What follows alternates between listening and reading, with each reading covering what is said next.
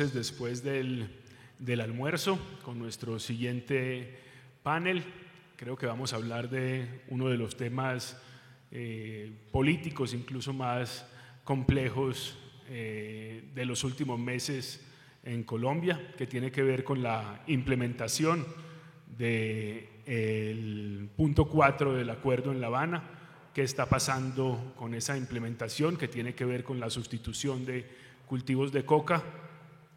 Digamos que desde muchas partes han llegado noticias que no parecen muy alentadoras, pero hay algunos territorios que sin duda pueden mostrar avances e incluso pueden mostrar la ruta para territorios donde ha sido mucho más complejo.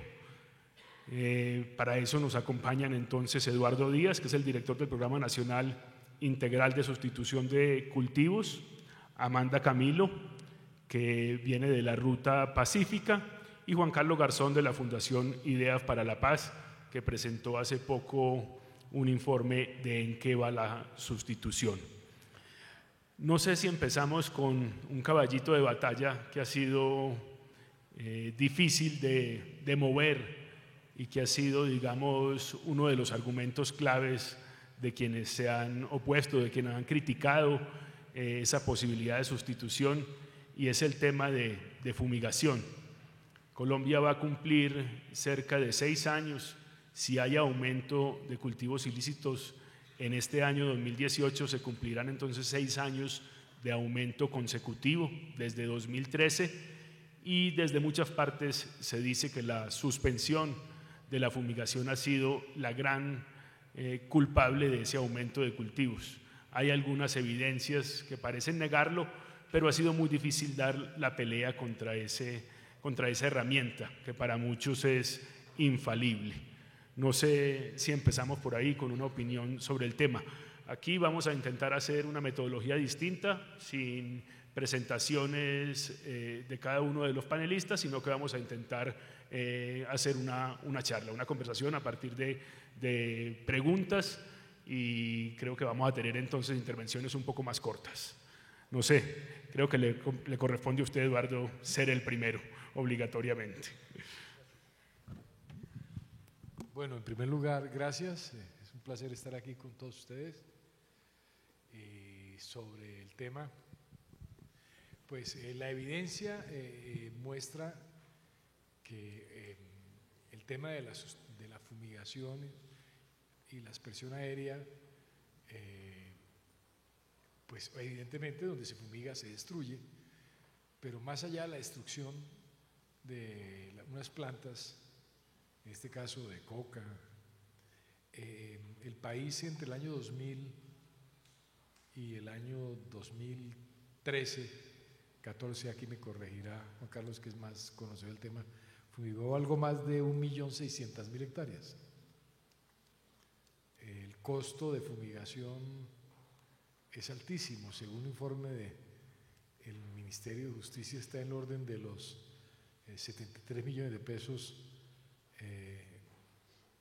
por hectárea, en el entendido de que hay que pasar más de 10 veces para poder lograr, digamos, la destrucción total. Pero más allá de esas consideraciones que algún día habrán de colocarse sobre el papel de cuánto costó, etcétera, la fumigación no produjo los resultados esperados, habida cuenta que hacia el año 2000 teníamos una cantidad de cultivos similar a la que hoy estamos reportando, sin considerar que un esfuerzo también muy grande se hizo durante el periodo en materia de erradicación forzosa, algo más de 400.000 hectáreas, 2 millones de hectáreas intervenidas, sin que el resultado fuese distinto a que el país, en un proceso donde a veces crecen y decrecen los cultivos, ahorita si lo entramos a mirar, no avanzó. Lo que sí ocurrió es que los cultivos caminaron,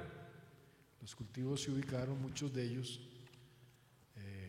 en zonas donde no se podía fumigar, como los parques naturales, las zonas de reserva forestal, las zonas de resguardos indígenas, en fin, y muy especialmente en la frontera con el Ecuador, donde por efecto de la fumigación se hizo un acuerdo, una protesta del gobierno ecuatoriano que cobijó toda la frontera del Ecuador, 10 kilómetros, y ahí se ubicaron los cultivos. Es decir, incluso siendo, comillas, eficiente, el resultado no fue el esperado. A eso hay que agregar los temas de salud, ambientales, sobre los cuales no voy a señalar. Pero hay otro ingrediente que es, a mi opinión, a considerar, es el efecto que la fumigación produce sobre las comunidades en los territorios, más allá de los de salud, que son los que dan lugar al pronunciamiento de la Corte Constitucional, es literalmente bombardear comunidades, es una relación casi que de criminalización, de bombardeo de comunidades. Esto tiene unos efectos políticos muy grandes, y ahora que estamos en el programa de sustitución, pues se ve claramente cómo la fumigación generó, además de otras circunstancias, pues esa lógica de un país o unas autoridades que agreden a unas comunidades. Y en términos prácticos de lo que son los cultivos, el efecto, la propia eficacia, por decirlo así, la fumigación, lo que hizo fue hacer correr los cultivos hacia otros territorios. Esa es la opinión que tengo. En buena hora se suspendió. Y el crecimiento de los cultivos reciente, pues no se podría asociar a la suspensión de la fumigación, por cuanto en el año 2008, 2009, que fueron los periodos en que más se fumigó, los cultivos crecieron de manera también significativa. O sea, esa correlación no es clara. Claro, la fumigación destruye cultivos, pero también destruye relaciones, criminaliza, estigmatiza, y enhorabuena, en mi opinión, se suspendió. No sé, Amanda, si tienes que comentar algo sobre el tema. Eduardo habló de una especie de bombardeo a las comunidades y de cómo rompe relaciones. ¿Cómo lo sienten ustedes? Buenas tardes a todos y a todas.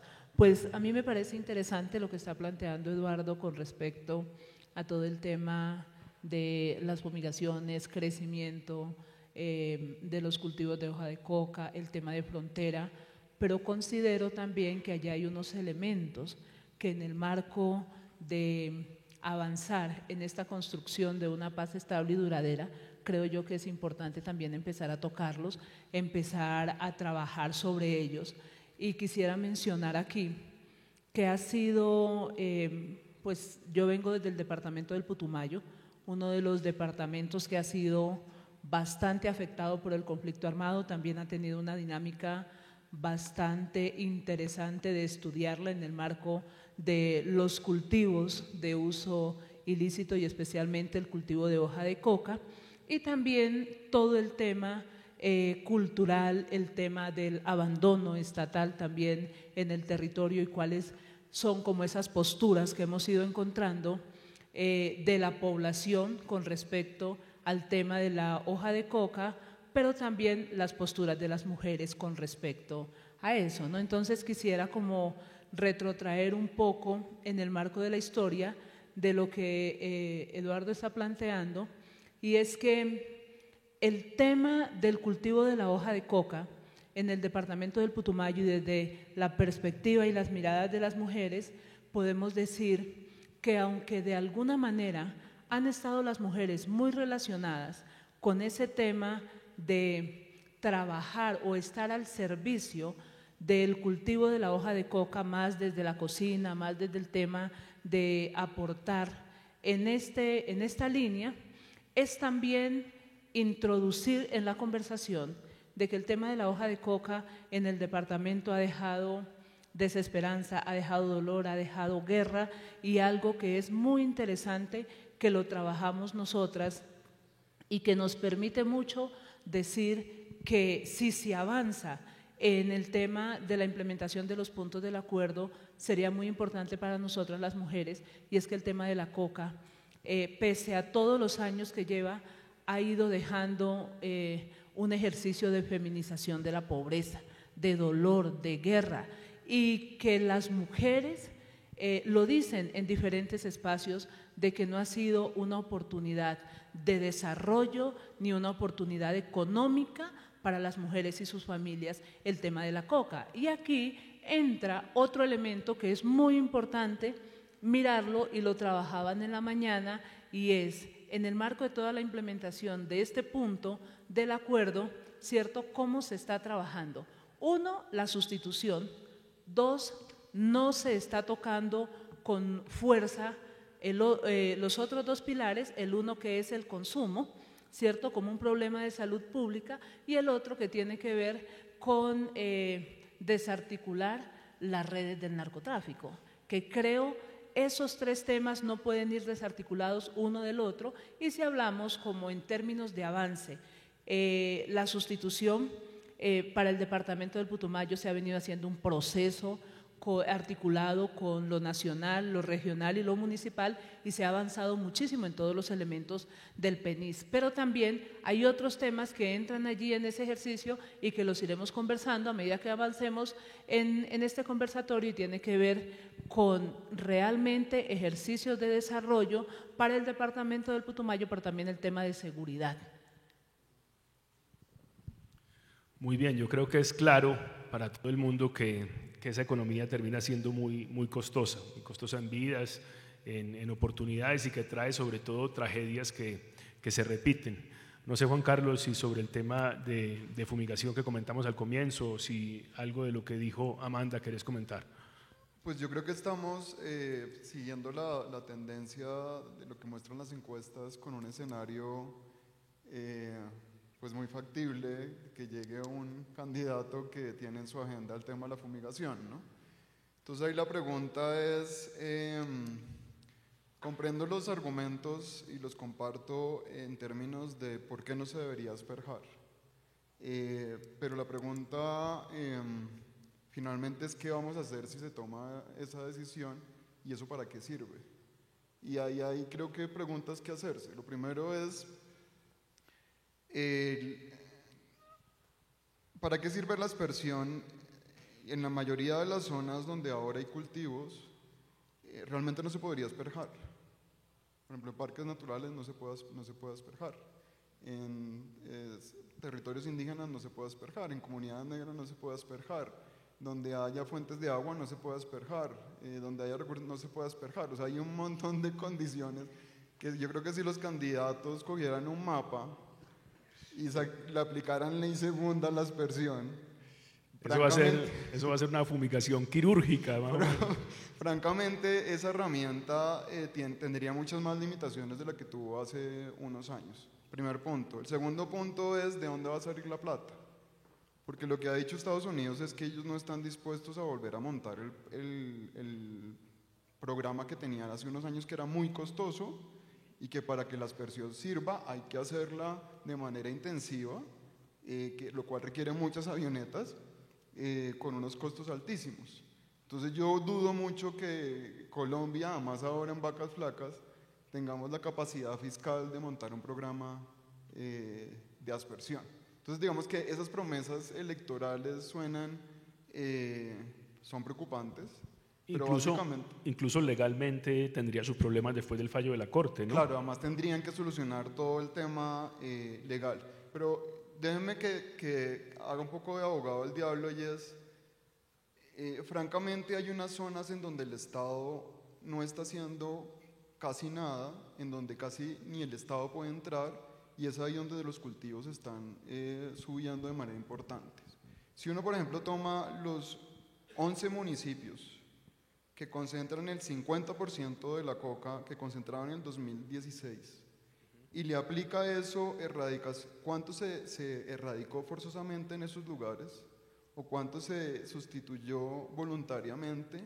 La cifra es ridícula. O sea, en esos municipios casi que no se hizo nada, a excepción de Tumaco.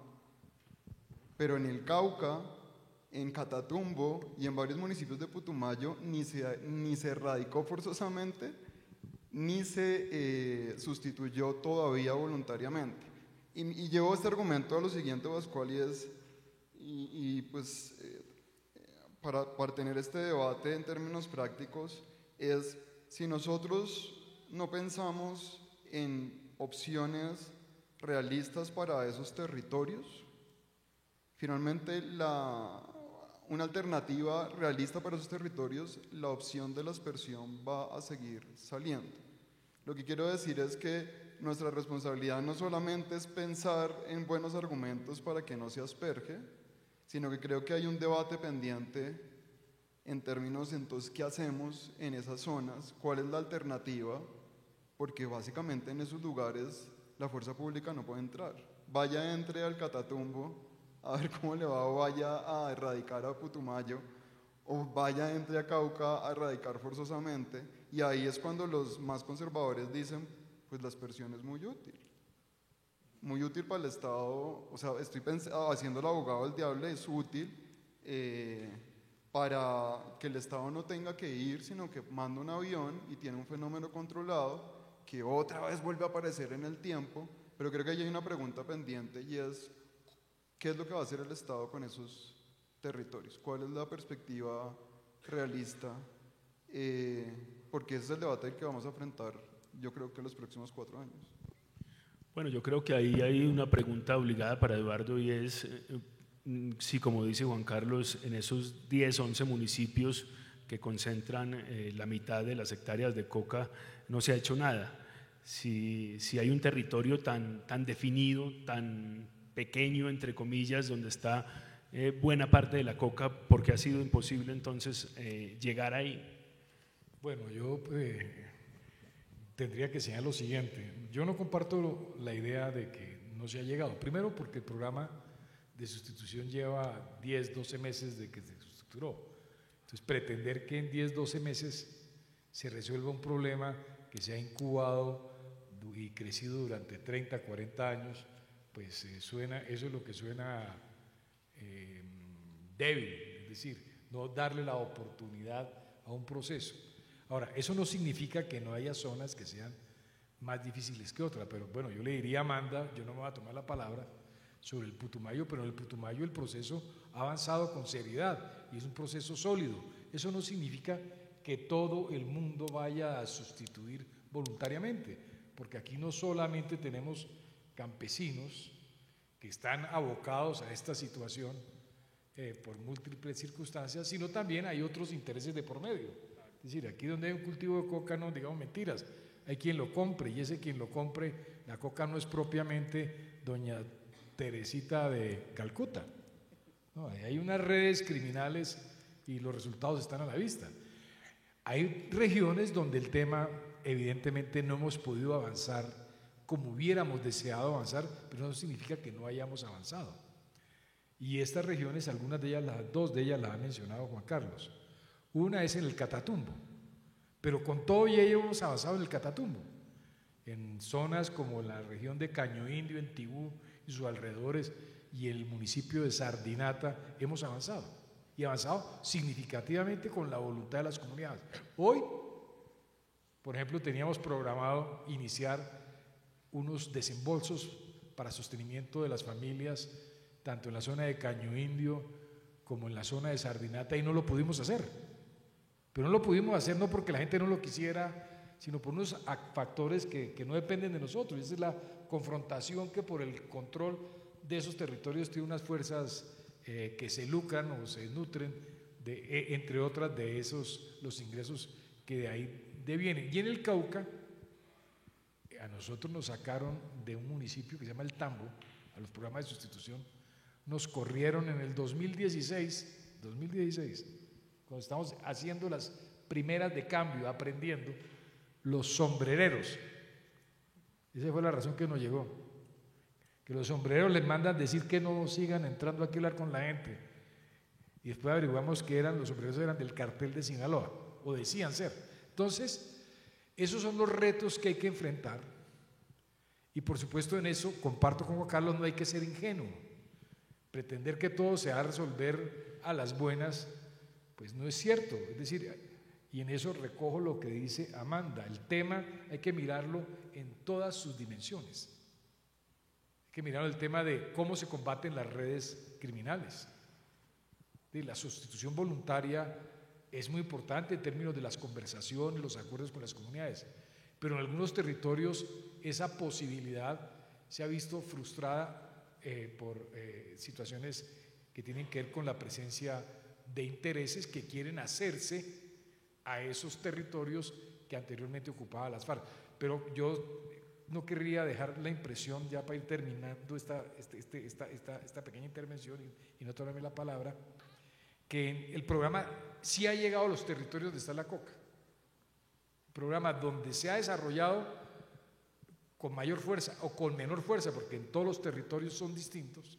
Hemos llegado a donde estaba la coca, a donde nunca se había llegado con programas de esta naturaleza. Entonces el programa ha llegado donde está la coca. ¿Por qué? Porque pues esas eran zonas de guerra y ahí era imposible entrar. La paz permitió entrar y eso hay que reconocerles al proceso de paz. Eso no es porque haya gente valiente y nada que se parezca. El proceso de paz ha permitido entrar a territorios donde antes lo que había era la confrontación y ha permitido construir cooperación con comunidades con las cuales antes había por lo menos confrontación. Y respecto a la fumigación, yo diría que la fumigación, recogiendo las observaciones de Juan Carlos, yo veo poco probable que ocurra, incluso así se quiera, por lo que él mencionaba, pero también por quienes hablan de la fumigación, es un poco la lectura que se hace de las ciudades. Es aparentemente, es políticamente, es más eficaz en términos políticos que en términos reales. Cuando la gente está en la sabana de Bogotá, en Bogotá, viendo la televisión, uno está en su casa y ve ustedes recuerdan las películas o la filmación de la avioneta pasando, fumigando. El que está en la ciudad siente que se está haciendo la tarea, así que eso que está haciendo tenga ninguna eficacia. Entonces yo creo que hay esa otra consideración, es que hay una, comillas también, idea de que eso funciona y eso se vendió, y eso no funciona, o funciona, o cuando funciona corre los cultivos a zonas donde no se puede fumigar porque hay agua, etc. Pero sí hay una pregunta que hacerse y es ¿cómo vamos a hacer el tema de los cultivos, que no es solamente con el campesino, que es una parte? ¿Qué vamos a hacer en territorios como el Catatumbo, donde hay campesinos pero también hay otros intereses en juego? Y más aún, ¿qué vamos a hacer en territorios donde las posibilidades de desarrollo productivo son imposibles? No solamente porque estamos en parques, sino porque son regiones tan distantes en donde hablar de desarrollo es un imposible. Hay que pensar en otras alternativas, porque pues no tiene sentido hacer una carretera por medio de la selva para llegar a un grupo de 80, 90, 100 familias que están lejos de todo. ¿Qué hacemos ahí? ¿Hacemos una carretera para llegar allá? ¿O no será más económico buscar temas de reubicación? Y ahí es donde el tema pasa por consideraciones que el punto 4 del acuerdo es parte del punto 1. Es decir, si no hay una reforma rural integral, difícilmente el punto 4 es sostenible en el tiempo. Pues creo que es interesante eso que decís de la fumigación y la opinión pública. Termina siendo un doble efecto, ¿no? La fumigación es garrote en los territorios y zanahoria en las ciudades, en uno solo, y creo que tiene mucho de eso. Pero queremos oír a Amanda que nos cuente un poco cómo se ha vivido la presencia del Estado, que ha sido variada en ese territorio del Putumayo. Creo que ha llegado varias veces, se han hecho intentos en las últimas 2 décadas, década y media, y si ha habido diferencias en ese tratamiento, si el Estado unas veces ha acertado más que otras veces se ha equivocado. Creo que es interesante oír un balance de cómo ha llegado el Estado allá. Ahorita decían que hemos medido muy mal el tema, simplemente diciendo cuántas hectáreas hay y con el satélite, y yo creo que es cierto, porque para nosotros en las ciudades sigue siendo todavía muy extraño ver a los campesinos cocaleros, todavía es una rareza para nosotros en las ciudades. Entonces, interesante oír esa opinión tuya, Amanda.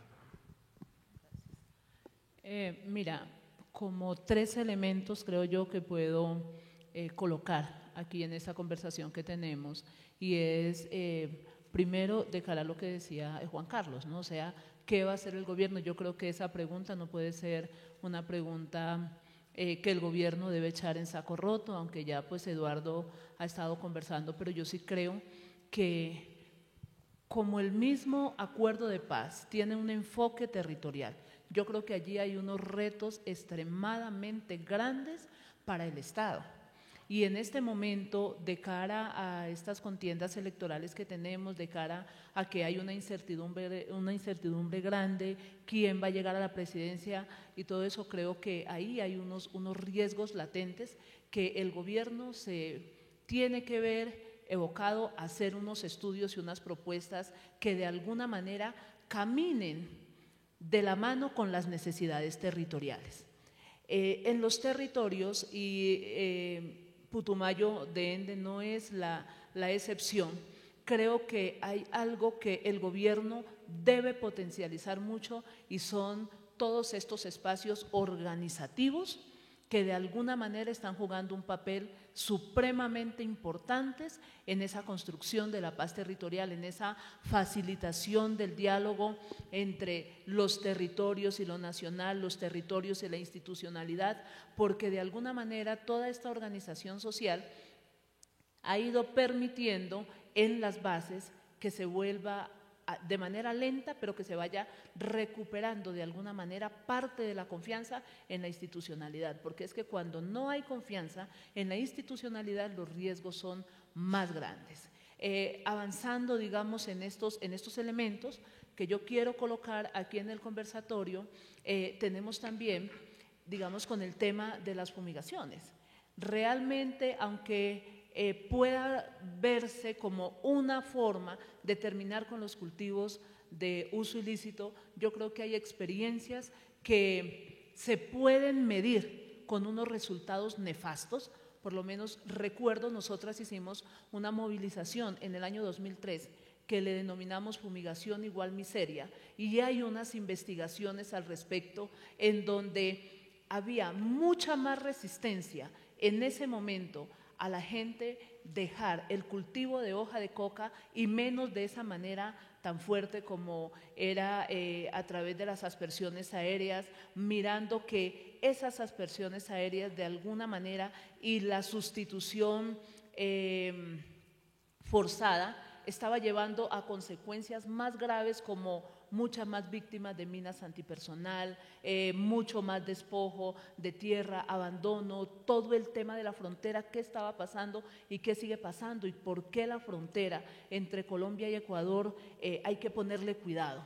Si queremos hablar un poco de dar respuestas reales a las necesidades territoriales, hay que mirar esos elementos. Entonces yo creo que no es muy fácil, pero si el gobierno avanza, uno, con el cumplimiento de esos acuerdos, fijémonos en territorios donde ya tenemos todo el programa, digamos, concertado con las comunidades, el programa de sustitución en el departamento del Putumayo son alrededor de 27.000 familias las que han suscrito, digamos, ese acuerdo de sustitución voluntaria y que están en esa dinámica de querer hacerlo, de avanzar, aportarle al territorio porque queremos el departamento, y no es que la gente esté sembrando coca porque le gusta mucho sembrar la coca, sino que es una opción para sobrevivencia, ni siquiera es para el desarrollo, para sobrevivencia. Entonces también el gobierno tiene que llegar con programas realmente contundentes que le permitan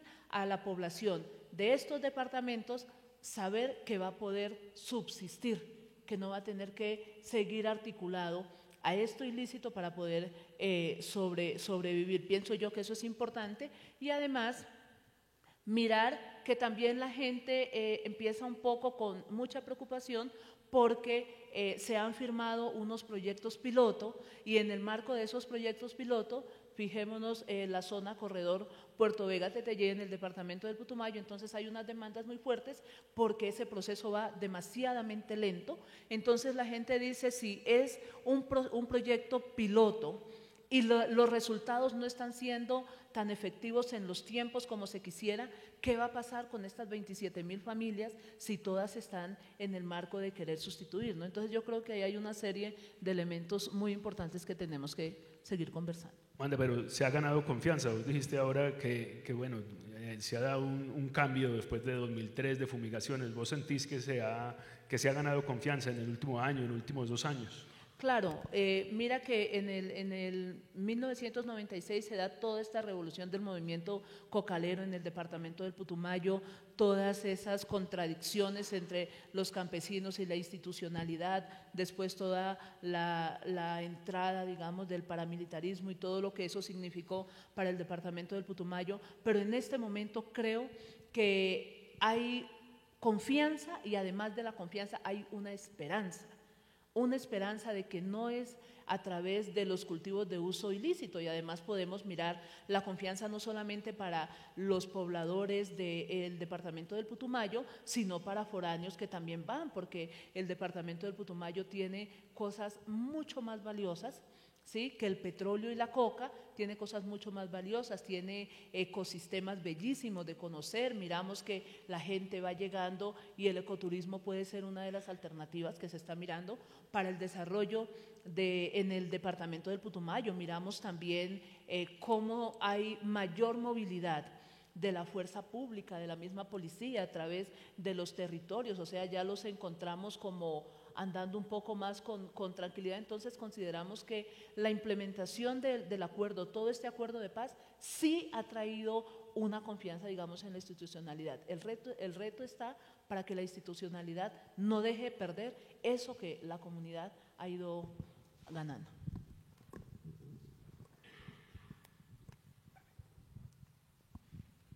Digamos, porque creo que es importante como ponerle contexto a la discusión, porque nosotros pues seguimos el tema. Finalmente, creo que es importante entender en qué momento está Putumayo y cómo se dio ese proceso, ¿no? Sí, claro. Porque hablamos de familias inscritas, de familias que están en proceso de sustitución, pero para entender un poco como la dimensión de lo que estamos hablando en Putumayo es que hubo un proceso largo de negociación, de construcción colectiva, que es lo que decía el acuerdo. De hecho, Eduardo buena parte de su tiempo el año pasado se lo pasaba era en reuniones con comunidades. Pero el programa ahora es que está empezando a inscribir las familias individualmente. ¿Eso qué quiere decir? Que esas familias, a partir de que se inscriben, tienen 2 meses para arrancar las matas. Se les da un pago bimensual hasta completar 12 millones de pesos, o sea, es 2 millones de pesos cada 2 meses. Pero veamos eso en términos de tiempo y lo que le va a tocar enfrentar a estas familias y la responsabilidad, digamos, de algunas propuestas en términos de si esto va a continuar o no. ¿Por qué? Porque si una familia hoy firma, hace el acuerdo individual, se inscribe en el programa, empieza a recibir los 12 millones de pesos y no los alcanza a recibir todos cuando cambiamos de gobierno, ¿no? Entonces esa familia tiene un nivel de incertidumbre alta, porque finalmente si el nuevo gobierno decide terminar el PENIS o no seguir con esa estructura, esa familia, o sea, el costo que tiene en términos de confianza hacia el Estado, o sea, ¿cómo va a hacer para que esa gente vuelva a creer en un programa? No, pues parece que en estos temas la certidumbre es imposible, sobre todo por asuntos electorales, claro. Porque en el 2014 estábamos también en un cambio de gobierno y después estábamos en si el acuerdo avanza o no avanza y después estábamos en el plebiscito y ahora estamos en cambio de gobierno otra vez. Que es un problema y es un tema de fondo, y es que nosotros hablamos de la política de drogas y política de drogas, pero en realidad en Colombia no hay una cosa que se llama política de drogas. Es decir, es un conjunto de decisiones. Tenemos una ley 30 que es de 1986, pero cada gobierno viene con una agenda propia para atender un problema persistente. Y en realidad en Colombia no tenemos una política de Estado frente al tema de drogas. Es decir, se repiten, digamos, como las fórmulas. Y yo ahí tengo una pregunta para Amanda y bueno, para Eduardo también. Perdón que cambiemos los roles, pues. Bien pueda. Y es, una de las preocupaciones en ese sentido es una política pública para que tenga continuidad, sea sostenible, tiene un elemento clave y es que los actores la respalden, es decir, que tenga dolientes, que haya alguien en los territorios que reclame que esa política se cumpla, que haya alcaldes, que haya comunidades. Eso permitiría que en esa transición haya alguien que, independientemente de este gobierno, exija o presione para que eso se dé. Yo tengo dudas que eso lo tengamos, pero me gustaría como tener la impresión de Amanda en el territorio, y es, ¿qué pasa si en realidad el siguiente gobierno toma la decisión de terminar el programa de sustitución? Imaginémonos este escenario.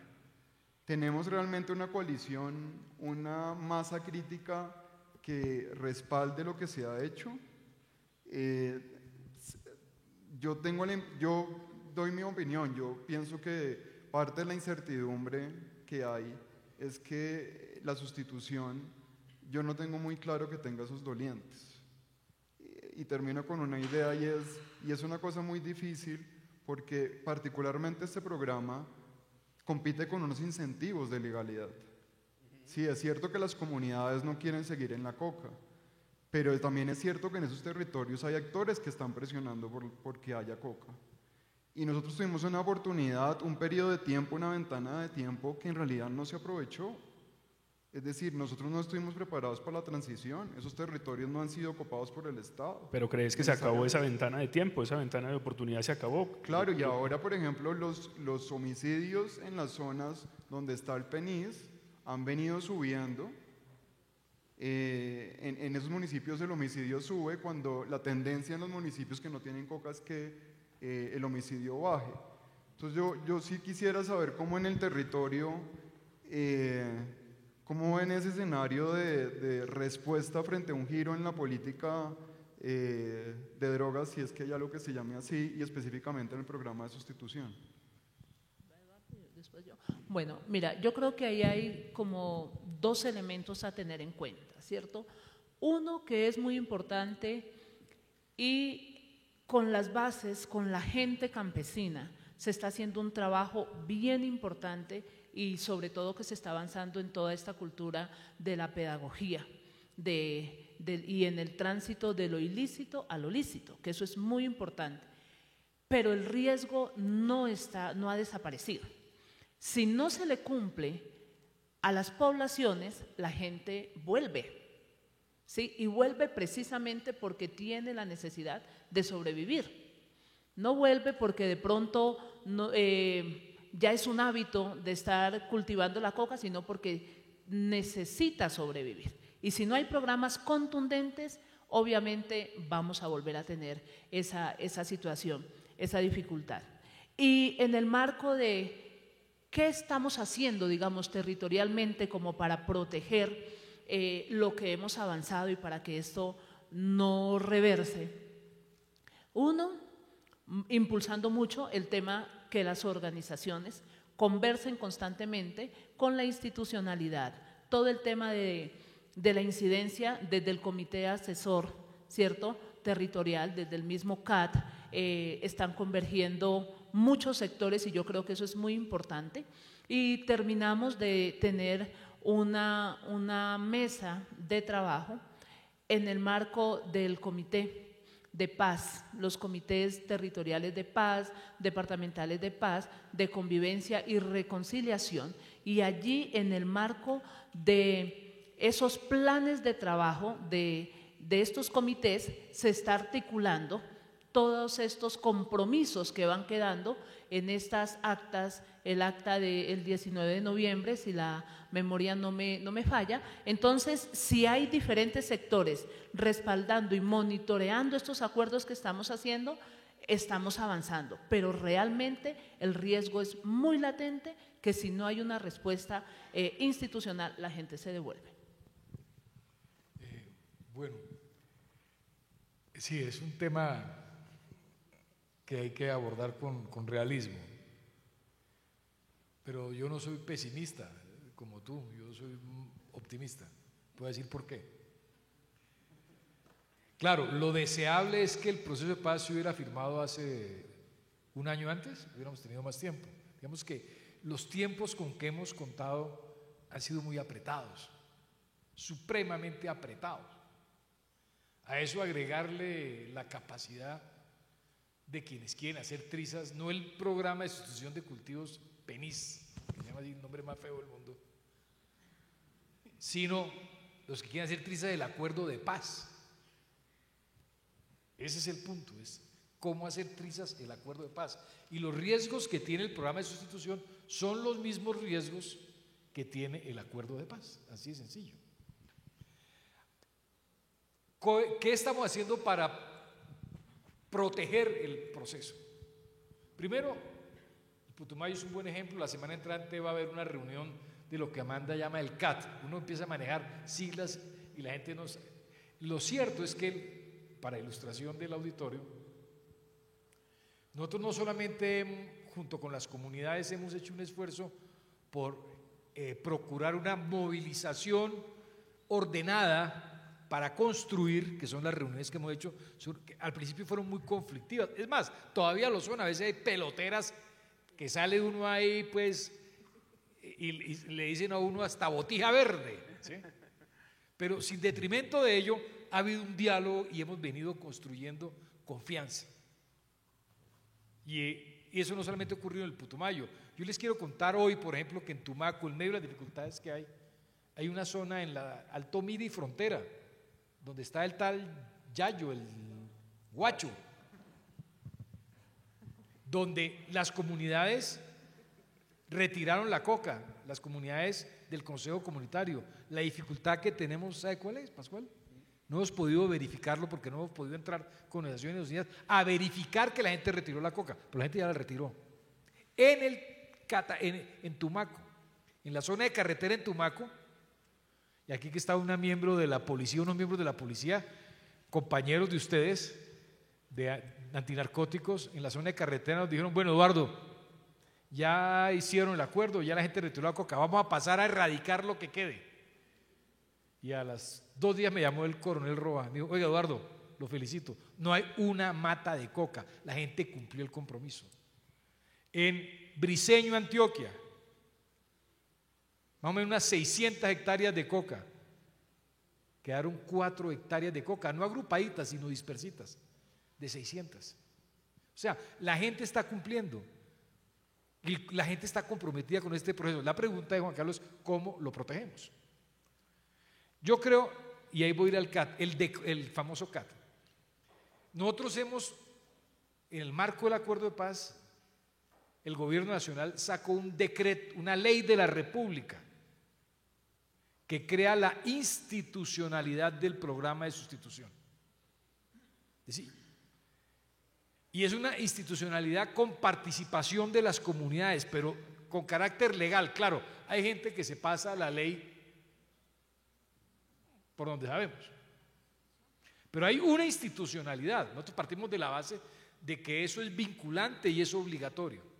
Entonces, sea quien sea el funcionario que llegue, va a tener que responder frente a una ley de la República, pero no solamente frente a la ley de la República que crea los consejos asesores territoriales donde tienen participación, y eso está arreglado por una ley, voceros de cada uno de los municipios, elegidos por las propias comunidades que integran el proceso. Incluso hay participación de miembros de las FARC, las autoridades locales, el gobierno nacional, y ahí se toman las decisiones de cómo se implementa el programa en los territorios. La semana entrante va a haber una reunión del Consejo Asesor Territorial del Putumayo. Creo que tú vas a ir. Y ahí vamos a ver en vivo cómo estamos construyendo, digamos, una nueva manera de hacer las cosas. ¿Qué virtud tiene eso? Y recojo lo que dice Amanda. Yo como funcionario público, probablemente el 8 de agosto, gane quien gane, pues a uno le toca presentar la renuncia. Y probablemente van a decir, listo, se le acepta. Y llegarán otras personas. Esa es la dificultad de las democracias, pues la ventaja de las democracias, porque qué tal uno quedar ahí el resto de la vida, ¿no? Siempre los mismos. Termina viviendo en el Putumayo. ¿Ah? Termina viviendo en el Putumayo. Termina viviendo en el Putumayo, exacto. Entonces, pero ¿quiénes sí se quedan? ¿Quiénes sí permanecen? Las comunidades. Entonces, la estrategia tiene que ser fortalecer y empoderar en esos espacios legales a quienes sí permanecen, que son las comunidades. Los demás somos actores de paso. Las ONGs, los académicos, los organismos multilaterales, el sector privado, hay una serie de sectores que permanecen en el tiempo. Entonces, en mi opinión personal, si ya tenemos institucionalidad que es de carácter legal, lo que hay es que aprovechar estos escasos 3 meses, y esa es la estrategia que le estamos apuntando, para en todos los sitios donde estamos avanzando, apuntalar hasta donde nos sea posible esa institucionalidad. Claro, hubiera sido mejor que el acuerdo de paz si hubiera ganado, si hubiera hecho hace 1 o 2 años atrás. Hubiera sido mejor que hubiésemos ganado el plebiscito, ¿cierto? Eso fue gravísimo, haberlo perdido. Hubiese sido mejor que no hubiera crecido la coca durante el proceso de paz. Todo eso hubiera sido mejor, pero lo cierto es que a los que estamos metidos en la práctica de las cosas, eso es lo que nos toca enfrentar y nos toca trabajar. Es como cuando uno sale a la calle y está lloviendo. Es mejor que no llueva, sí, pero llovió. La pregunta que tenemos que hacernos es, ¿qué podemos hacer? Ahora, pasado el gobierno, pasadas las elecciones, pues sigue el escenario de la política. Serán los pronunciamientos de Juan Carlos desde sus escritos y sus reflexiones, serán los pronunciamientos de quienes estuvimos. Nosotros nos vamos a quedar cruzados de brazos, o la historia de la humanidad se acaba el 7 de agosto. Y ojalá nos vaya bien. Y si no nos va bien, pues bueno, lo enfrentaremos. Y no acaba la historia del país, ¿o sí? Y el acuerdo de paz está ahí. O sea, vendrán nuevos escenarios que van a requerir de nuevos comportamientos y ojalá sean los que nos permitan avanzar más rápidamente. Sí, yo creo que nos tenemos que dejar de comer ese cuento que nos meten en cada elección de que esta elección es importantísima y va a definir el futuro del país. Bueno, esta elige un gobierno de 4 años y no de posibles 8 como los anteriores, o sea que puede ser incluso menos importante. Pero una cosa, Pascual, sí. y es que yo entiendo, bueno, que además una cosa que tendríamos que también tenemos el reto de medir y es la confianza, o sea, una manera de medir cómo llega el Estado a esos territorios es realmente si se ha construido confianza o no. Es como un valor intangible del cual nadie habla, no es muy difícil de medir. La otra cosa que queda en los territorios cuando los gobiernos se van son los bienes públicos. Y eso sí creo que me parece que ese es el déficit más difícil de sanar. Porque la manera como se aplicaron los acuerdos se desordenó, yo creo, a partir de la presión. O sea, teníamos un lastre de 142.000 hectáreas de coca cuando empezó a aplicarse los acuerdos, una gran presión, y el mismo gobierno dijo 50.000 hectáreas erradicación forzada, 50.000 hectáreas de sustitución, y empieza el PENIS a andar.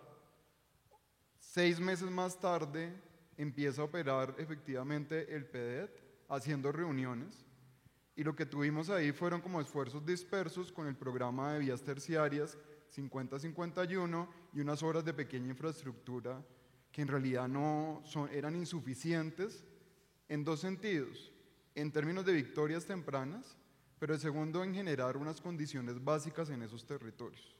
Entonces me parece que finalmente este balance que uno hace de esta parte de la aplicación de los acuerdos, pues uno sí hubiera esperado, y ya pues no es parlamentarse, pero creo que los procesos pueden no ser sostenibles porque en esos territorios todavía no se han generado efectivamente los bienes públicos.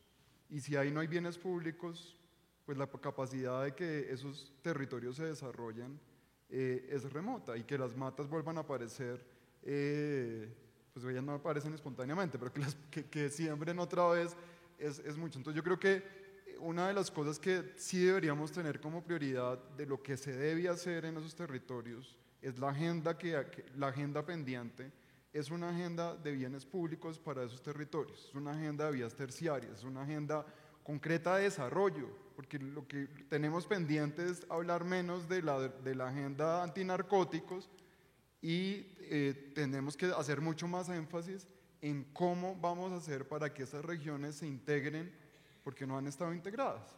Eso es básicamente como la deuda pendiente.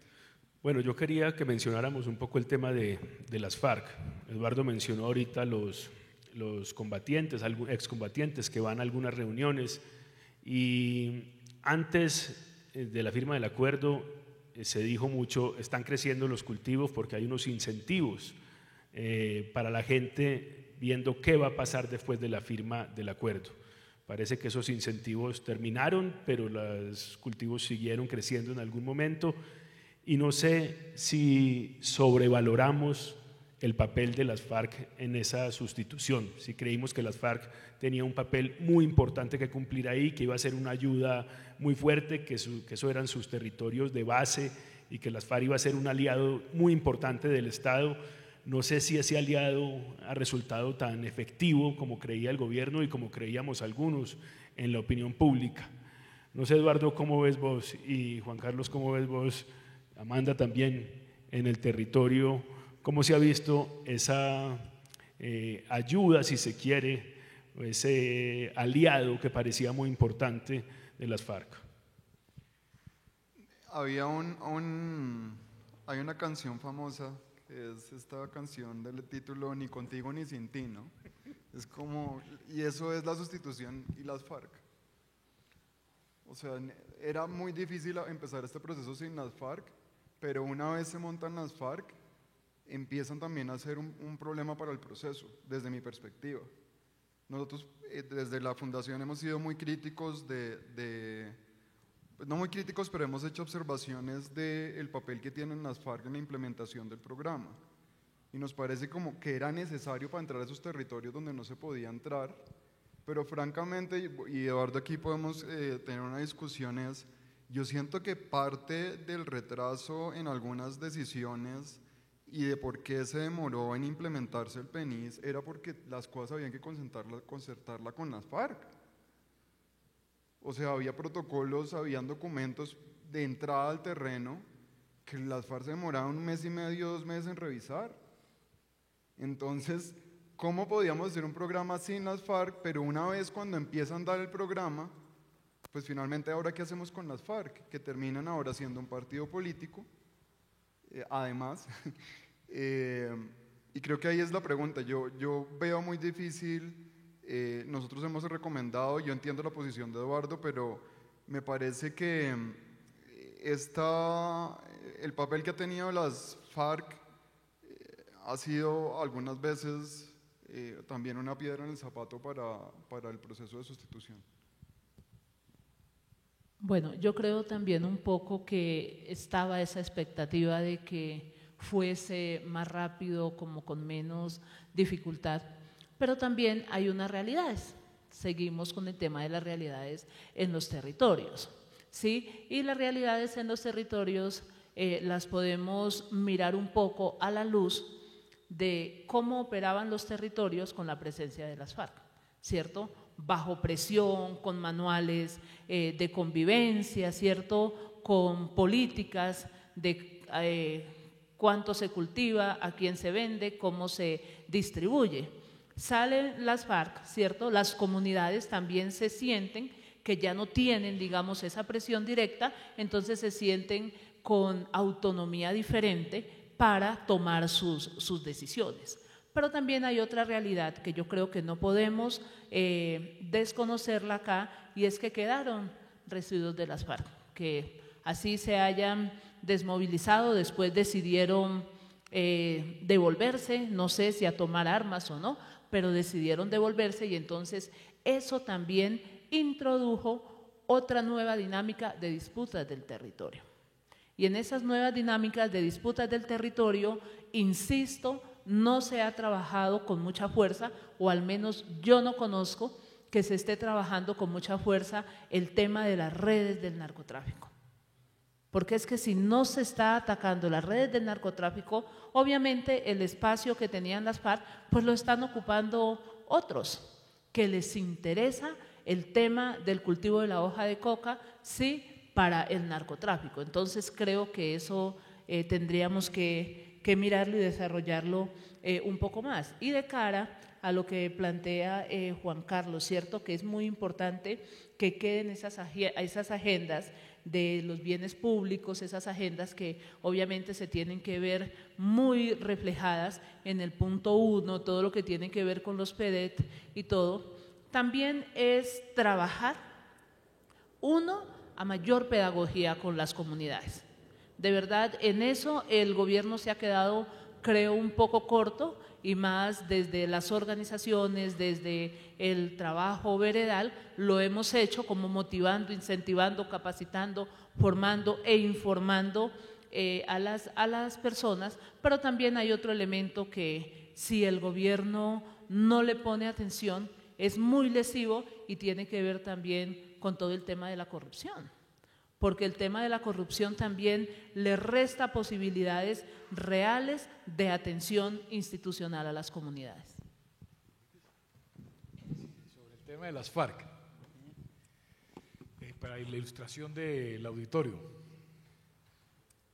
hubo dos programas que se iniciaron, o dos actividades en la lógica de la construcción de confianza antes de que se firmase el acuerdo de paz, que fue, incluso ocurrió en el mismo territorio, en Briceño, Antioquia, el desminado humanitario, que ustedes recuerdan una experiencia de desminado donde se ha avanzado significativamente el país, el país urbano no ha tomado conciencia de lo que se ha avanzado en materia de desminado, es impresionante lo que se ha hecho, tanto con las brigadas que se han desarrollado en el propio ejército, nuestro ejército, ya hay una brigada y se va a armar otra brigada para desminado, más otro tipo de organización, incluso una organización de desminado de las propias FARC también, que están entrando, y si eso se ha hecho también con las FARC. Entonces, está lo de Briceño, y después en Briceño se desarrolló el primer piloto de sustitución de cultivos con las FARC.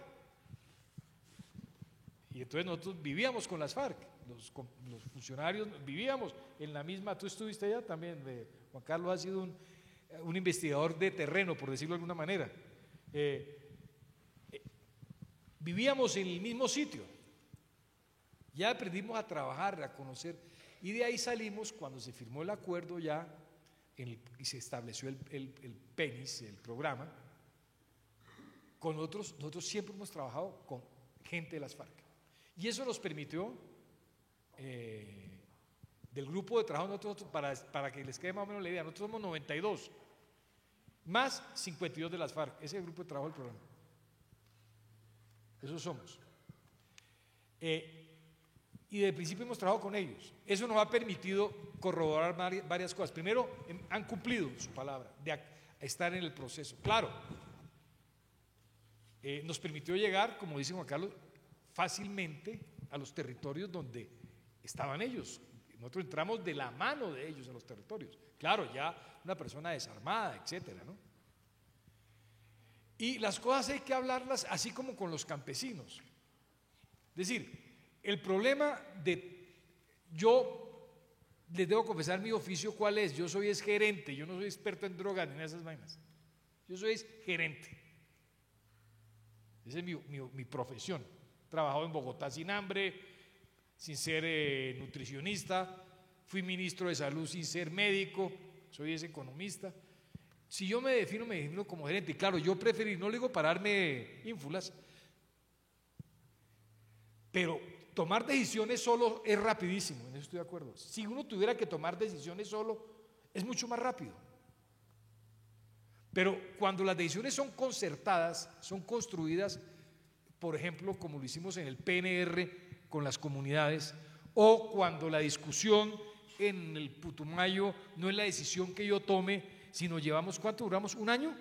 Un año discutiendo cómo íbamos a entrar al Putumayo, construyendo confianza, hasta que logramos dar los primeros pasos. Y hoy miles de familias están en el programa, todas inscritas, y ya las primeras están recibiendo desembolsos, ya estamos convocando la asistencia técnica. Hay un proceso de construcción que, si es bien cierto, se pudo haber hecho idéntico en la cabeza de una persona, no tiene la legitimidad ni la fuerza de si se hizo de manera construida colectivamente. Entonces, es cierto que trabajar con las comunidades y con las FARC o con cualquier otro interlocutor en donde las cosas se discuten, hace las cosas tengan un ritmo distinto. Pero una vez tomada la decisión, no las detiene nadie. Esa es la diferencia. Entonces sí, es cierto, hubiéramos sido más veloces si los tomamos las decisiones solos. Pero el propio acuerdo de paz estableció, y eso tiene que ver con la preocupación que tú tienes de cómo le damos sostenibilidad a esto en el tiempo, independientemente de los resultados políticos. Lo que hemos hecho, lo hemos construido con las comunidades. No es una decisión de un funcionario. Eso es lo que hace más sólido y menos vulnerable el que se puedan reversar cosas. Cuando nosotros estamos hablando de que en la zona, con todas las dificultades que hay, que en la zona de Teteyé ya tenemos un grupo de 80 técnicos trabajando con las comunidades uno a uno, eso no es tan fácil. Claro, faltan los bienes públicos, cierto, pero entonces ahí a veces yo no entiendo qué es lo que nos quiere decir, porque tú dices que, a veces me dio la impresión de que tú nos decías que nosotros arrancamos muy rápido y ahora nos dicen que hubiéramos sido más rápidos.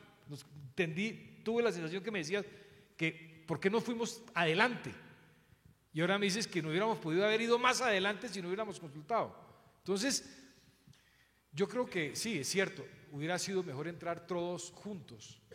Y nosotros, la verdad, como programa terminamos entrando al principio solos. Eso es cierto, y en eso comparto contigo.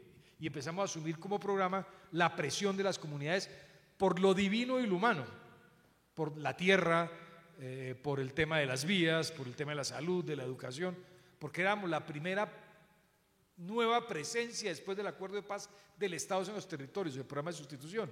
Y la gente no tiene por qué distinguir entre el PENIS y el PEDET y el ANT y el ART y el, ¿sí me entiende?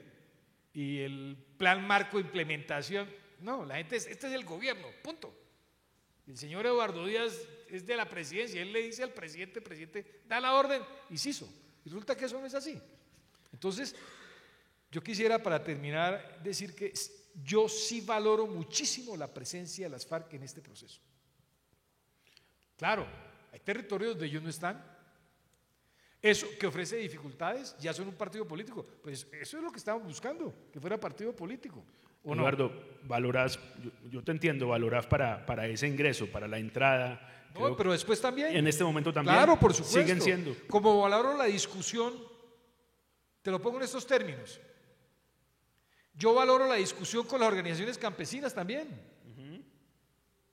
Porque nosotros nos tomamos más tiempo discutiendo con las organizaciones campesinas. Es decir, todo lo que sea construir con otros le da más solidez. Y valoro la presencia de las FARC en este proceso. Y ha jugado leal, claro. Tienen dificultades como todos. Cuando hay diferencias, tú lo has vivido. Las FARC no son gobiernistas, ni me faltaban. Y entonces yo digo, me torció este tipo, ¿sí? Pero la verdad es que es una construcción. Yo valoro muchísimo la presencia de las FARC, no solamente por lo que han contribuido al programa, que lo han hecho, no solamente ayudándonos a entrar, sino porque, imagínense esta imagen y con ello termino, tú la has vivido. El general de la República aquí, donde está Juan Carlos, la gobernadora aquí, el funcionario público del nivel nacional aquí, la comunidad ahí y ahí el excomandante de las FARC, discutiendo sobre cómo vamos a hacer para definir los días en que se convocan a ese nivel de detalle hemos llegado. Eso a mí me parece que eso es muy positivo, porque eso construye confianza, construye la certeza de que esto va en serio, y eso vale mucho más que lo que se puede demorar uno en discutir un tema 1 o 2 días más, no importa, eso es. Hay una cosa y es que es el tema de la articulación. O sea, cuando yo me referí que lo primero que empezó a andar por la presión sobre las hectáreas era el PENIS en los territorios, pues resulta que el PENIS para desarrollarse necesita unas condiciones.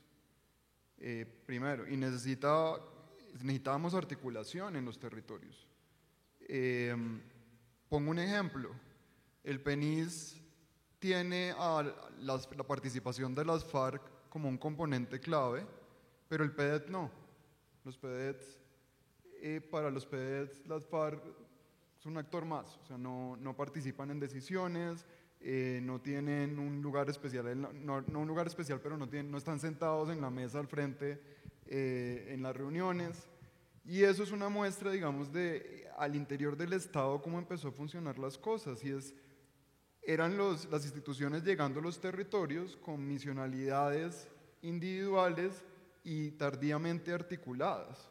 Entonces, no solamente, o sea, porque decimos es que el Estado tiene que ir a los territorios, pero ¿cuál es el Estado que queremos que llegue al territorio? Un Estado desorganizado, un Estado desarticulado, me parece que es un tema muy problemático. Ese es el primer punto. Y el segundo punto, Pascual, es que yo creo que este proceso nos ha enseñado o nos lleva a una reflexión importante sobre la participación y cómo manejamos la participación.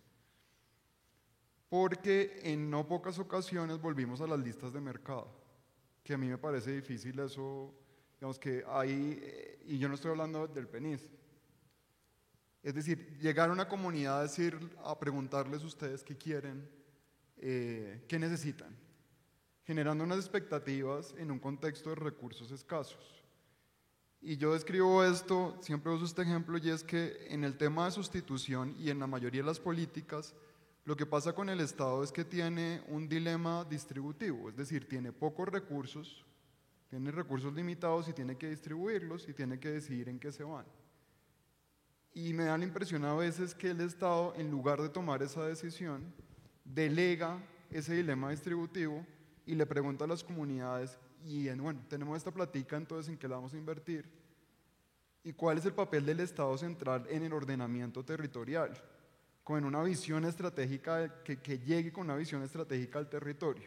Entonces creo que una lección ahí es, sí, muy importante la participación, muy importante que eso se llene de contenido, pero si realmente no hay una visión estratégica y ordenada para ese territorio, acompañada de una claridad sobre los recursos, pues el nivel de frustración puede ser pues superior en el futuro. Yo creo que hablemos de esa dificultad de violencia. Vos ya señalaste el crecimiento de homicidios en municipios donde hay coca, incluso en municipios donde avanza el proceso de sustitución. Unos de los líderes muertos han sido líderes de proceso de sustitución, y creo también que vale la pena pensar en algo que dijo Amanda, en algo que tiene que ver con el papel que se juega por parte de los líderes en esas zonas y cómo tienen ahora más libertad, cómo han perdido esa coacción que tenían con las FARC y son actores más libres. Incluso el CIMSI hablaba en algún momento de que había primero muchos vendedores y un comprador, y ahora hay muchos vendedores y muchos compradores, y eso puede dificultar esa salida de quienes siembran coca ahí. Un poco, Eduardo también mencionó que no son hermanitas de la caridad quienes están ahí dando esa pelea, lo que hace todo mucho más difícil. Un poco que nos cuente, Amanda, cómo está el territorio en materia de seguridad. Usted nos dice, la gente tiene más confianza, la gente parece comprometida, hay 27 familias, pero se siente tranquilidad, se puede trabajar, se puede tomar esa decisión.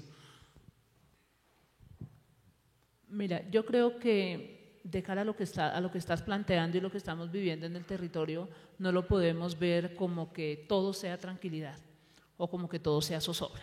Creo que tenemos que verlo en el marco de esos puntos medios en donde decimos, pues, tranquilidad en el sentido de mayor construcción de confianzas, mayores propuestas, digamos, desde las comunidades para avanzar, mayores posibilidades de trabajos conjuntos y todo, pero sí miramos que se ha elevado el riesgo a los líderes y lideresas, o sea, se ha elevado llegando a puntos no solamente en Putumayo, sino también en Cauca, en Nariño y en otros territorios que conocemos, tanto de amenazas como de asesinatos a líderes y lideresas, precisamente porque estamos trabajando todo este proceso de la sustitución voluntaria. ¿Por qué? Porque es que hay otros actores y están llegando otros actores. Retrotraigo lo que he venido planteando en el tema de frontera. El Putumayo es una zona de frontera. Además de ser una zona de frontera, es una zona geoestratégica para muchos intereses, no solamente, digamos, de sectores ligados al tema del narcotráfico, sino también de otros productos de extracción, digamos, en el territorio, como también otros intereses macroeconómicos externos a Colombia y externos al territorio putumayense. Entonces, allí también hay elementos que yo creo que se tienen que trabajar con mayor profundidad y mayor responsabilidad, porque Eduardo, tú sabes perfectamente que en Putumayo se ha venido reclamando mucho esa política de seguridad a líderes y lideresas. No única y exclusivamente a 1, 2 o 3 líderes que de pronto están ya amenazados, no, de manera integral, porque los líderes y las lideresas nos movemos por todo el territorio putumayense, por territorios que están en otros municipios, otros departamentos del país. Entonces yo creo que allí el gobierno se está quedando corto, y si se empieza a debilitar las organizaciones sociales, toda la plataforma social, toda la plataforma comunitaria, los riesgos se siguen elevando. Sí, brevemente, digo, siempre hablo larguísimo. Sobre el tema de la inversión pública y las prioridades, yo creo que si la participación es una lista de necesidades y se queda ahí, pues evidentemente no surtió su proceso, no surtió el proceso. Porque pues entonces, ¿cómo se escoge? ¿Por sorteo? ¿Sí me hago entender? Es inevitable que las comunidades, frente a la multiplicidad de dificultades y necesidades que tienen, pues hagan un listado inmenso de necesidades. El problema es cómo ordenar eso. Yo creo que ahí el papel del Estado es llegar con propuestas, y no solamente el Estado, del sector privado, de las organizaciones sociales, de sustentar cuál es la mejor utilización de unos recursos que por definición son escasos. No solamente porque hay crisis económica, sino que siempre los recursos no van a alcanzar para atender todo a la vez. Entonces, el papel del funcionario no es simplemente recibir unos listados y decir, escojan, sino analicemos, invitemos a quienes tienen distintas alternativas. El tema de los proyectos productivos uno habla con el campesino y dice, mire, yo lo que quiero tener es una vaca con un potrero, lo que él solicita una alternativa decorosa en el marco de lo que conoce. No puede ser de otra manera. Nosotros tenemos la obligación de, además de mirar la solidez, lo que subyace a ese requerimiento, que es conocimiento y experiencia, también hablar con otros interlocutores, por ejemplo, el Ministerio de Agricultura. Hombre, vaya a este territorio y plantéele a las comunidades qué otras alternativas son interesantes, teniendo en cuenta las características del suelo, por ejemplo, o teniendo en cuenta las restricciones de conectividad que tiene el territorio con los mercados. Como un proyecto que hoy no es viable, puede ser viable con el desarrollo de una carretera. Y entonces el énfasis del esfuerzo inmediato es priorizar el tema de la carretera sin detrimento de las actividades que desarrollen. Ahí es donde la participación de las comunidades y de todos los demás, incluidas las FARC, que son un nuevo partido, es muy importante. Entonces, ese es lo segundo, el tema de, sí, estamos frente a un bocato de cardenal. ¿Cuánto cuesta? Yo no sé, tú me sabrás decir, sembrar una hectárea de coca con todo lo que ello acarrea, la red de distribuciones, no solamente el acto físico de sembrar. ¿Cuál es el valor presente de una hectárea de coca? No sé, 15, 20 millones, no sé. No pues sé, Martica. Dicen que entrega una hectárea en un año a una familia de ingresos, le puede entregar 15 millones de pesos, ¿no? Martica, ¿cuánto? De 7 a 10 millones. 100 hectáreas de coca, eso es un billete largo, ¿no? Son 1.000 millones. Y esos 1.000 millones, por ser ilegales, generan unas rentas Si nosotros retiramos una hectárea de coca, ¿qué ingreso le estamos quitando a una red de narcotraficantes? Yo oí a Pardo hablar de $7.000 al año. O sea, 7 por 3, 21 millones de pesos de ingresos. Bueno, no sé cuál sea la cifra. Lo cierto es que cuando retira una mata de coca, a alguien se le está quitando un ingreso ilegal. O lo que es lo mismo, si permanece la mata de coca, alguien se puede hacer a ese ingreso ilegal. Entonces, ¿cómo se hace uno a ese ingreso ilegal? Pues primero siendo ilegal, redes de criminales. ¿Y cómo controla uno el territorio? Para eso uno necesita comprar la hectárea. Necesita es controlar el territorio. Y para controlar el territorio no necesita ni certificado de libertad ni escritura. Necesita es sembrar el terror. ¿Y cómo siembra el terror? Asesinando a los líderes que están en procura de otro proceso. A través del miedo y la violencia es que se controlan, los ilegales controlan territorios.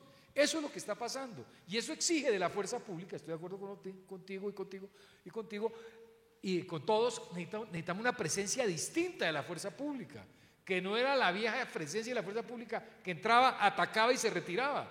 Tiene que vivir ahí. En eso la fuerza pública tiene que aprenderle a la guerrilla, con todo respeto. Tiene que estar metida allá en el territorio, claro, representando la institucionalidad, la legalidad de las armas.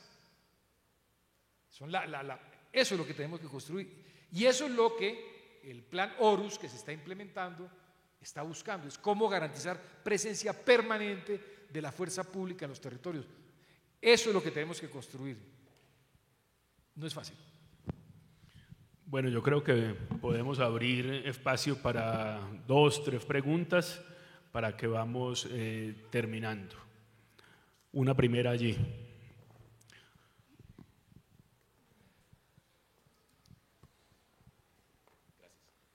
Gracias, buenas tardes con los expositores. La verdad me ha perturbado un poco algunas cosas que he escuchado, pero entiendo es la realidad que viven en este momento. Yo soy de Ecuador y más bien la pregunta para los 3 representantes acá del panel es ¿qué se ha hecho con este vecino que es Ecuador? Desde las organizaciones, desde lo institucional, porque creo que es como ustedes ya conocen, la realidad que estamos viviendo ahorita en mi país es un tema muy complejo, no lo habíamos tenido tan de cerca, tan naturalizado como la realidad que tiene Colombia, pero en este tema no sé qué se ha hecho en Ecuador. Entonces mi pregunta es, ¿qué se ha hecho y qué se puede hacer?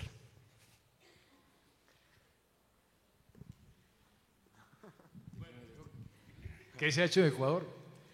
Lo primero que yo quiero decirle a usted, y que lo felicito, es que usted ha hablado de que ese tema que no tenemos tan naturalizado en el Ecuador. Yo creo que nosotros tenemos ese mensaje de que nos faltan 3. Ese mensaje es una lección para los colombianos. Nosotros nos naturalizamos con los muertos y la guerra. Aquí nos faltan millones. Esa reacción es una lección para el país, eso es lo primero. Segundo, de lo que yo puedo decir, el tema de frontera es importante. La frontera, por múltiples razones en el Ecuador, y particularmente por la prohibición, tú me corriges, como la estrategia era asperjar, y eso tuvo unos efectos por la fumigación, por la misma razón por la cual la Corte Constitucional prohibió la aspersión en Colombia. El Ecuador dijo, no me fumiga al lado de la frontera porque usted no controla dónde llega el glifosato, me está cayendo de mi lado, ¿cierto? Eso, como no hubo una propuesta alternativa a la aspersión, ni sustitución, pero le digo más, ni erradicación manual. El resultado fue que durante 10 años o más,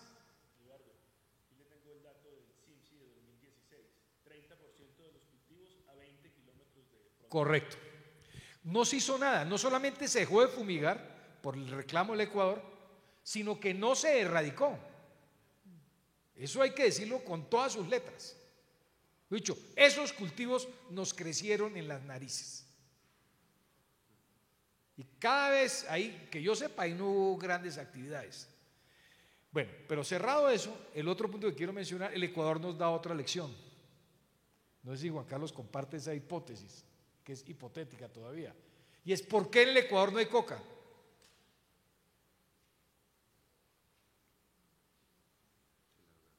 Yo tengo una respuesta que la voy a dejar a los científicos, como Juan Carlos. Y es porque allá se hizo una reforma agraria. Porque allá la gente tiene título de propiedad. Y el que cultive coca le figura la extinción de dominio. Aquí no hicimos la reforma agraria. Aquí los campesinos de los Montes de María que no tienen coca tampoco tienen título de propiedad. Mucho menos los colonos de las zonas donde están las coca. Por eso es tan importante el punto 1 del acuerdo de paz, que ese sí nos lo están birlando. Y la reforma rural agraria integral. Si no hay título de propiedad, pues es muy difícil. No hay nada que arraigue. ¿Quién va a invertir? Así no haya coca. ¿Quién va a invertir en cultivos permanentes? Si esa tierra no es de uno, hace cultivo transitorio. Nadie va a sembrar ni mangos, ni cacao en tierra que no tiene uno la garantía de que ¿sí me hago entender? Uno siembra es yuca, plátano, cosas de ciclo corto. Es decir, eso tiene muchas implicaciones, no hay arraigo, pero esa es la razón por la cual, en mi opinión, y de algunos expertos, no hay coca en el Ecuador. Pues bueno, entonces eso también hay que aprenderlo del Ecuador. Hay una otra hipótesis, y es que, y hablando de la regulación que mantenían las FARC, pues al parecer hay información que había una decisión estratégica de no calentar el otro lado de la frontera con cultivos, porque las FARC usaban esa zona como retaguardia estratégica. Pues recordemos el hecho infortunado del bombardeo del otro lado de la frontera, y básicamente por años ese fue un lugar que tenía más importancia en términos de retaguardia que en términos de cultivos. Es decir, no había que calentar la zona. Era básicamente tener cultivos ahí llamaba la atención de las autoridades. Esa es otra hipótesis que hay. Ahora, ya no tenemos este grupo, como lo conocíamos antes, esa regulación que había en esa zona se ha terminado y ahora hay una recomposición que está afectando la frontera ecuatoriana. Entonces, digamos que esa es otra hipótesis que creo que ayudaría a explicar por qué estamos en este momento. Es justamente porque las FARC dejaron de existir como las conocíamos antes, que está pasando lo que está pasando. Ahora yo no estoy hablando bien de las FARC como grupo armado, pero pues ahí no hay que negar que sí mantenían regulaciones estrictas en varios territorios. Yo considero también que ahí hay otros elementos y como un llamado, digamos, a la institucionalidad colombiana. Y es que esas zonas de frontera juegan papeles muy importantes y con unos intereses, como lo mencioné hace un rato, también importantes, porque siempre se ha venido demandando el tema de mayor atención a esas zonas de frontera, mayor atención por muchos elementos tales como tenemos un número bastante significativo de mujeres presas de la libertad por el tráfico de coca en el Ecuador y son mujeres del cordón fronterizo la gran mayoría. ¿Qué está pasando en Colombia para que las mujeres tomen esas rutas? O sea, esas rutas también del narcotráfico, ¿cómo se están alimentando y por qué en esos corredores geoestratégicos están? Hay otro elemento que también es muy importante y tal vez no se ha tocado y no se ha trabajado a profundidad, que también es un llamado, y es en esa zona de frontera qué está pasando con todo el tema de trata de personas y todo el tema de violencia sexual, todo el tema del tráfico de adolescentes hacia el otro país también con fines de explotación sexual y quiénes están detrás de todo eso. Yo creo que allí, no sé si en el marco de toda esta política de fronteras, de la ley de, bueno, Esmeraldas, no sé, realmente no tengo como mucho conocimiento al respecto, pero nosotras también lo hemos planteado en nuestras agendas de paz para las mujeres. Decimos un punto claro y un punto de trabajo para realmente avanzar en tema de construcción de paz territorial tiene que ser el tema de frontera. El tema de frontera, porque allí se tejen muchas cosas que aparentemente son desconocidas, pero las personas que viven en el territorio sí conocen también muchos vejámenes de la guerra y muchos vejámenes de todo el tema de cultivos de uso ilícito. Tenemos problemáticas allí en la zona de frontera que no sé también cómo las ha estado asumiendo el gobierno, y es qué ha pasado con personas que han sido de pronto víctimas de minas antipersonal. No encuentran atención en Colombia y se van a la atención en el Ecuador. O sea, ¿qué pasa con toda la gente que ha pasado allá? El subregistro de personas que han salido, y eso cómo está afectando a la provincia, digamos, de Sucumbíos, y cómo afecta también al territorio putumayense con esas personas que no sabemos si están censadas aquí o están censadas en el Ecuador. Yo creo que esos elementos ha hecho falta también, creo que entre los dos gobiernos, tanto ecuatoriano como colombiano, de sentarse una mesa de trabajo allí al respecto, y aún más ahora que acaban pues estaban avanzando en el tema de los diálogos también con el ELN en la mesa de Quito, y acaban de decir el gobierno ecuatoriano que suspende esa facilitación allí. Entonces yo creo que no es de poco análisis el tema de la frontera.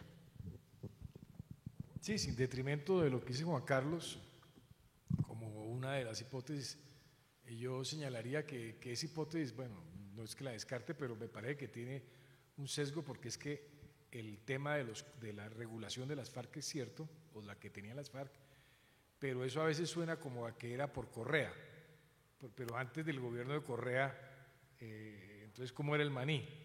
Pero tampoco había coca antes y segundo, si eso fuese cierto, la coca se pudo desarrollar en el Ecuador, en otras regiones, ¿por qué no en la frontera con el Perú? Entonces, donde no hay FARC. Entonces, el punto es, todas esas cosas pesan, y nunca hay una verdad absoluta, esas cosas pesan. Pero más allá de eso, el tema de la frontera yo creo que es de Ecuador y de la frontera con Venezuela. Y en eso llamaba, y quisiera llamar la atención, que las zonas más difíciles en esta materia, sin lugar a dudas para Colombia, son las zonas de frontera, tanto la zona de frontera con Ecuador, particularmente y especialmente hoy la zona de Tumaco, como la región del Catatumbo en la frontera con Venezuela. Me voy a atrever a decir algo sobre la pregunta, y yo creo que no una solución, pero sí una advertencia de que puede ser incluso peor a lo que está pasando, y es que los gobiernos pierdan la confianza el uno al otro, y los gobiernos empiecen a recriminarse y a señalarse culpas, y creo que eso sería el mejor de los mundos para quienes se están moviendo, para los delincuentes que se están moviendo en esa frontera. Creo que le juegan un poco a eso, y es un riesgo que se pierda la confianza entre el gobierno ecuatoriano y colombiano por lo que está pasando en la zona de frontera. Una última pregunta, que tenemos 5 minuticos y cerramos el panel. Dale.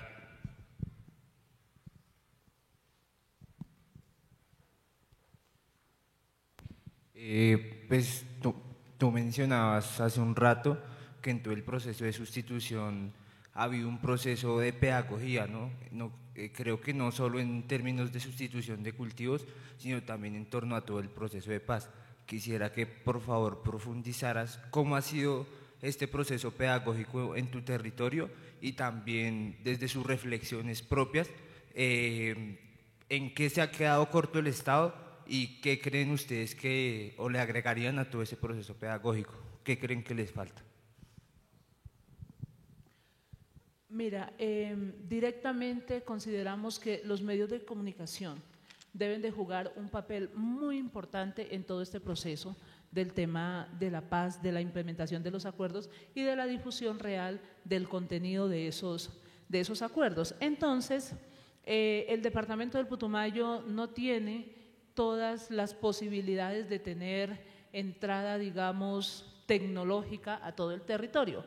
Y en muchas ocasiones encontramos que hay desinformación por los medios masivos de comunicación. Y esa desinformación de los medios masivos de comunicación, que a veces colocan 1 o 2 elementos y les dan prensa, como se dice, día tras día, tras día, tras día, entonces también confunden mucho a las poblaciones. ¿Qué es lo que hemos encontrado a nivel de territorio? Que desde las organizaciones sociales se han desarrollado muchos proyectos de pedagogía, que a la gente realmente de la ruralidad le llegue la información de lo que es el acuerdo. Hemos hecho uso de todas estas herramientas que desde el gobierno han editado, como son folletos, como son videos, y un poco eso contrastándolo a cuáles son los intereses reales de la población en el territorio. Entonces, a medida que la gente va conociendo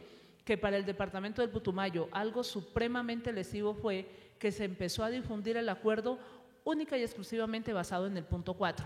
Entonces la gente desconocía los otros 4 puntos y cuando ya se llegó al tema de participación política, al tema de reforma rural, entonces la gente también quedó un poco perdida. Allí tocó volver a hacer todo un proceso de pedagogía.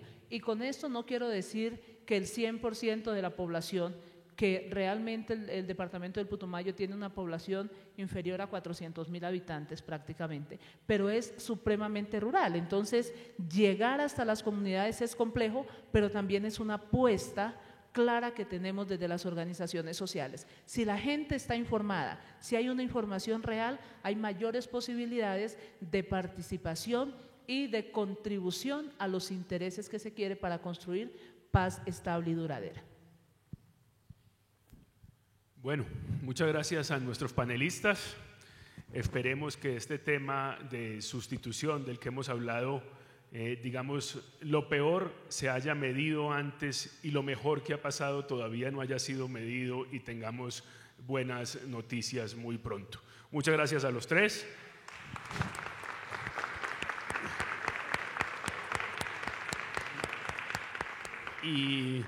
Y vamos a seguir de una, porque recuerden que tuvimos un atraso al inicio, tal vez por la llegada un poco tarde del expresidente Samper. Y entonces vamos a invitar a Guillermo Ospina, investigador, uno de los investigadores del libro Amapola, opio y heroína, la producción en Colombia y México, para que haga su presentación y después vamos a tener tiempo para un café.